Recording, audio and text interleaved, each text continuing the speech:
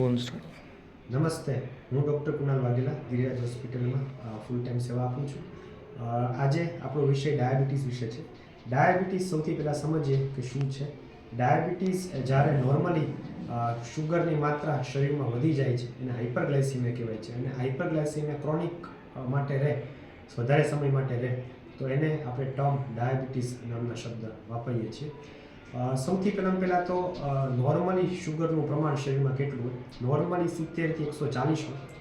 140ની ઉપર હાઇપરગ્લાયસેમિયા કહીએ છીએ. ભૂખ્યા પેટે 110-120થી વધારે શુગર હોય તો આપણે ડાયાબિટીસ ટર્મ, અને જમ્યા પછી આઈડિયલી જમ્યાના 2 કલાક પછી 200થી વધારે આવે તો લેબલ એઝ અ ડાયાબિટીસ લાંબા સમય માટે હોય તો આપણે ટર્મ વાપરતા હોઈએ છીએ. એનું એક સરળતાનું HbA1c નામનું 3.5 મહિનાની શુગર નોર્મલી 6.5 જેવું હોય છે, 6.5થી વધારે હોય તો પણ ડાયાબિટીસ કહેતા હોય છે. ડાયાબિટીસ થવાનું કારણ મોટાભાગે વારસાગત પણ હોઈ શકે છે, તમારા જીન્સમાં ખામી હોય તો એ પણ હોઈ શકે છે. ઘણીવાર ઓવરયુઝ, ઓબેસિટી અને એક્સરસાઇઝનું ઓછા પ્રમાણથી પણ, કસરત ઓછા કરતા હોય એમને પણ ડાયાબિટીસ થવાના, બેઠાણું જીવનને પણ ડાયાબિટીસ થવાના ચાન્સીસ રહેતા હોય છે. બરાબર છે. તો ડાયાબિટીસ એ નોર્મલી ઇન્સ્યુલિનનું શરીરમાં પ્રમાણ ઘટી જાય, ઇન્સ્યુલિન બનાવતું બંધ કરી દે, એટલા માટે શુગર બળે નહીં એટલે વધી જાય. એને ડાયાબિટીસ લોંગ ટર્મમાં આપણે કહી શકીએ છીએ. એમાં ડાયાબિટીસના પ્રકારમાં ટાઈપ 1 ડાયાબિટીસ કે જેમાં ખાલી ને ખાલી ઇન્સ્યુલિન જ આપવું પડે. ઘણા લોકો એવું કહે કે ટાઈપ 1 વાળા કે અમે દવા લઈએ કે નહીં, તો દવા એમના માટે નથી, ખાલી ને ખાલી ડાયાબિટીસની ઇન્સ્યુલિન જ છે, તો ઇન્સ્યુલિન ફરજિયાત વાપરવું પડતું હોય છે. ટાઈપ 2 ડાયાબિટીસવાળા, એમાં અત્યારે જે પ્રયોગો ચાલે છે, ડાયાબિટીક રિવર્સલના પણ પ્રયોગો અત્યારે ચાલુ થયા છે, જે ગિરિરાજ હોસ્પિટલ કુવાડામાં આપણે કરતા હોઈએ છીએ. કે ઇનિશિયલી તબક્કામાં જો ડાયાબિટીસ પકડાય તો થોડાક વખત માટે ઇન્સ્યુલિન આપીએ છીએ, બ્રીચ કરીએ છીએ, અને જો મોટા ભાગનાને એવું પણ થાય કે જો જલ્દી નિદાન થઈ જાય અને ઇન્સ્યુલિન બરાબર રીતે આપણે આપીએ તો ડાયાબિટીસ બંધ પણ થાય છે, ડાયાબિટીસ નોર્મલ પણ થાય છે, અને આપણે ધીરે ધીરે દવાનો પણ ઉપયોગ કરતા નથી. એને ડાયટ અને એક્સરસાઇઝ માટે જ રેગ્યુલરલી ટ્રીટ કરીએ છીએ. થર્ડ થિંગ, જસ્ટેશનલ ડાયાબિટીસ, જે અહીંયા આપણે સગર્ભા માતા છે એમાં જે ડાયાબિટીસ, અરાઉન્ડ 15થી 25 સગર્ભા માતાઓને ડાયાબિટીસ, જસ્ટેશનલ ડાયાબિટીસ રહેતું હોય છે, અને પકડવા માટે આપણે સરકાર તરફથી તે શુગરના કમ્પલસરી ટેસ્ટ છે પણ સગર્ભા માતા હોય એને સ્ક્રીનિંગના રૂપે આપણે કરતા હોઈએ છીએ.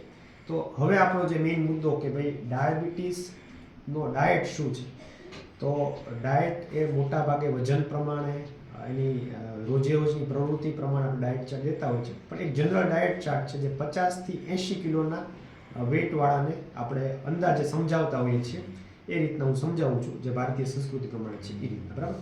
તો સૌથી પહેલાં સવારે શું હોય, તો કે સવારે ઉઠતા હોય તો અમુક લોકોને ચા પીવાની ટેવ હોય, તો એ ચા ભલે પીવે, એનાથી કંઈ વાંધો નથી, પણ બને તો ખાંડ વગરની ચા પીવે. બરાબર છે. અને જોડે બિસ્કિટ લેતા હોય તો ફરજિયાત કોઈ પણ જાતના ગ્લુકોઝ વગરના બિસ્કિટ લેવાના હોય છે. તો ગ્લુકોઝ વગરના બિસ્કિટ અમે જે એનાલિસિસ કર્યું એમાં મેરીગોલ્ડ બિસ્કિટ, ઓટ્સના બિસ્કિટ, ડાયજેસ્ટિવ બિસ્કિટ, રાગીના બિસ્કિટ અને અમુક ડાયાબિટીક ડાયટવાળા બિસ્કિટ આવતા હોય છે, એ આપણે આપી શકતા હોય છે. બીજી વસ્તુ, એની પછી ઉઠતાને પછી લગભગ 15-20 મિનિટ પછી કે અડધી કલાક, પોણી કલાક પછી નાસ્તાની ટેવ હોય તો અંકુરિત ચણા, મગ, મઠ, ઉપમા, પોહા, ઓટ્સ, કોર્નફ્લેક્સ આ પ્રકારનો નાસ્તો કરે છે. ફળમાં લેવાના હોય તો ખાલી ને ખાલી સફરજન, પપૈયા, નાશપતી, જાંબુ, સંતરા આ જ લે છે. અને અમારા ગામડામાં ઘણીવાર એવો પ્રશ્ન કે આમાંથી કાંઈ નથી, તો સાવ એટલે સાવ અડધો રોટલો, જે આખો રોટલો કે બહુ નાનો રોટલો કરીને અડધો રોટલો બાજરી અથવા જુવારનો અલગ અલગ પ્રકારના અનાજના રોટલાથી, અથવા એની જોડે દહીં અને થોડુંક લસણની ચટણી કે એવું કાંઈ હોય તો એ આપણે સવારે અને સાંજે નાસ્તામાં કહેતા હોઈએ છીએ. આપણે જે છે ડાયાબિટીકવાળાને સ્મોલ મીલ, ઓછું મીલ અને ફ્રિકવન્ટલી, એટલે ઓછા સમય, 2, 4, 5 એક કારે વધારે રાખે તો ગ્લુકોઝનું પ્રમાણ વધી જાય, એટલા માટે હાવ ઓછું ખોરાક લે એવું આપણે કહેતા હોઈએ છીએ. બપોરે ખાસ મેં બધાને સ્ક્રીનિંગ કર્યું, એમાં કોઈ સલાડ નથી ખાતું હતું ડાયાબિટીસવાળા. તો ડાયાબિટીસવાળા તો ઠીક, બધાએ જનરલી સલાડ ખાવો જ જોઈએ. તો એમાં સલાડમાં શું, તો કે એક બાઉલ, નાનું મોટું તમને જેટલું ભાવે એટલું સલાડ તમે ખાઓ. એમાં ટમેટા, કાકડી, ફુલાવર, કોબી, ડુંગળી, આટલી વસ્તુ આપણે પ્રિફર કરતા હોઈએ. જો આ તમે વધારે ખાશો તો તમારી રોટલી ઓછી ખવાશે તો શુગર કંટ્રોલ થશે. રોટલી બને એટલી રોજિંદા આપણે ખાતા હોઈએ છીએ એનાથી ઓછી, લગભગ 3-4 રોટલીનો ખોરાક હોય 1 કે 1.5 જ. દાળ વધારે વધારે પીવે પ્રોટીન માટે, છાશ, દહીં એ બધું સાથે લે. પણ મોટાભાગે સલાડ ને ફળ લે તો કાંઈ વાંધો નથી આવતો. હવે નથી ખાવાની વસ્તુ ખાસ કહી દઉં કે ડાયાબિટીસમાં આટલી વસ્તુ નથી ખાવાની, જેમાં તેલી પદાર્થ, મીઠાઈ, ગોળ, મધ, ફળના તૈયાર ડબ્બા, શેક, શરબત, કોલ્ડ ડ્રિંક્સ, આઈસ્ક્રીમ, ગાંઠિયા, જલેબી, અથાણા, સોસ, તૈયાર બનાવેલી વસ્તુ જેમાં સૂપ, મેગી, ચાઇનીઝ કોઈ પણ જાતની વસ્તુ આવે એ વસ્તુ ન લે. મેંદાની વસ્તુ, સાબુદાણાની વસ્તુ, બેકરીની વસ્તુ, ચટણીની વસ્તુ લેવાની નથી. દાડમ, દ્રાક્ષ, ફળમાં દાડમ, દ્રાક્ષ, તરબૂચ, કાજુ, કિશમિશ આ ખાસ પ્રમાણે ન લે. આ એટલી પરેજ હોતી હોય છે. ખાસ ધ્યાનમાં રાખીએ કે રોજ ડાયટ સિવાય એ અડધો કિલોમીટર રોજ ચાલે. બને તો રાત્રે 4 બદામ પલાળી દે, સવારે એના ફોતરા કરીને સફેદ કલરની બદામ ખાય. બીજી વસ્તુ કે રાત્રે જો શિયાળો હોય તો રાત્રે મેથીના દાણા મેથી કે એ રાત્રે પલાળી દે અડધી ચમચી. સવારે એનું પાણી ફેંકી દે અને એ ચાવીને ખાય તો કડવાશ પણ રહે, તાવ તરીઓમાં પણ રાહત થાય અને ડાયાબિટીસ પણ કંટ્રોલમાં થાય.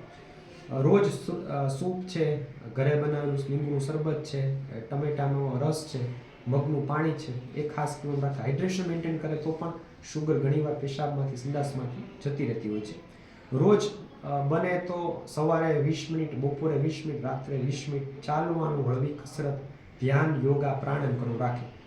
ઘણા લોકો ડાયાબિટીસ કંટ્રોલમાં નહીં લાવવાથી અને પક્ષઘાત, પેરાલિસિસનો હુમલો, બીજી વસ્તુ હૃદયનો એટેક, આંખના અંધાપો, આ બધી વસ્તુ, કિડનીની બીમારી, સ્નાયુનો માંસપેશીનો ઘસારો ને બધું થતું હોય છે. તો ખાસ યોગ્ય સમયે યોગ્ય ડૉક્ટર પાસેથી યોગ્ય દવા લે, ડાયાબિટીસની દવા, ઇન્સ્યુલિન જે રીતે પ્રિસ્ક્રાઇબ કરે એ રીતે લે. આ મેં તમને કીધું એ ડાયટ તમે ફોલો કરો અને કસરત કરો તો મોટાભાગના દર્દીઓને વાંધો નથી આવતો. એક હાઇપોગ્લાયસીમિયા વિશે ખાસ કહી દઉં, શુગરનું પ્રમાણ ઘટી જાય તો કેવા લક્ષણો જોવા મળે? તો ધબકારા વધી જાય, ધબકારા કાન સુધી, જેને પાલ્પિટેશન કહેવાય, ધબકારા કાન સુધી સંભળાવા માંડે, ચક્કર આવે, આંખની આજુબાજુ અંધારા આવે, માથાનો ભયંકર દુખાવો થાય અને ઘણીવાર એ બ્લેકઆઉટ એટલે કે પરસેવા રેપઝેપ થતા હોય છે, દેખાતું બંધ થઈ જતું હોય છે અને કાળા અંધારા આવી જતા હોય છે. એવા તબક્કામાં ઘરવાળાએ ખાસ અને ખાંડ અથવા ખાંડનું પાણી પીને નજીકના દવાખાનાનો સંપર્ક કરવાનો હોય છે. આશા રાખું છું કે તમને આ ગમ્યું હશે. Thank you so much.